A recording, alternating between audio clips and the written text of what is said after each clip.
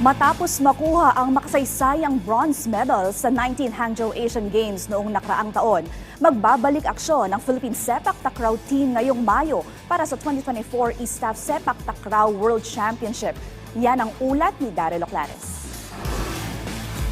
Puspusan na ang ensayo ng Philippine Sepak Takraw Team upang paghandaan ang 2024 Sepak Takraw World Cup na isasagawa sa Kuala Lumpur, Malaysia sa darating na Mayo. Ganado ang ating pambansang kupunan matapos ang kanilang matagumpay na kampanya sa 19th Hangzhou Asian Games. Magugunitan na nakapag-uwi sina Jason Huerte, Ray J. Ortuste, Vince Alison Torno, at Mark Joseph Gonzalez ng 2 bronze medal para sa men's regu at quadrant competition. Ito ang mga unang medalya ng Pilipinas sa Continental Meet mula nang mag-debut ang Sepak Takraw noong 1990. Sa panayam ng PTV Sports sa team captain na si Huerte, sinabi niya na hindi pa rin sila makapaniwala na nakakuha sila ng medalya sa Asiad. Yung 19 Asian Games na yon, yung pangyayari na yun, di namin alam kung bangungot ba o ano dahil sa sobrang saya talaga namin kasi matagal na po namin inaasam na ma-unlock po yung Asian Games medal na yun since after 30 to 31 years po ng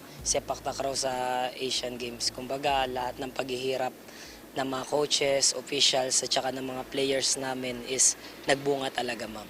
Kaya kahit anong kulay yung nakuha namin para sa amin is parang ginto na rin yun, ma'am.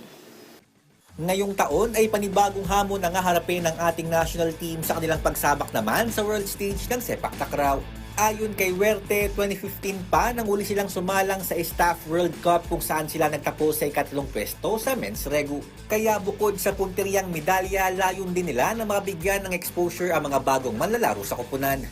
Actually, alos buong mundo rin yun, ma'am.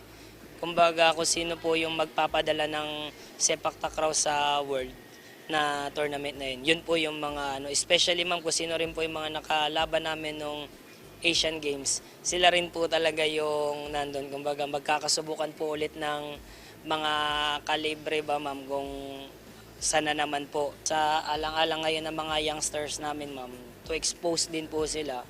Yan po yung inaano namin. So excited din kami sa kung ano yung kalalabasan ng performance namin ngayong campaign namin sa ma'am, ISTAF World Cup.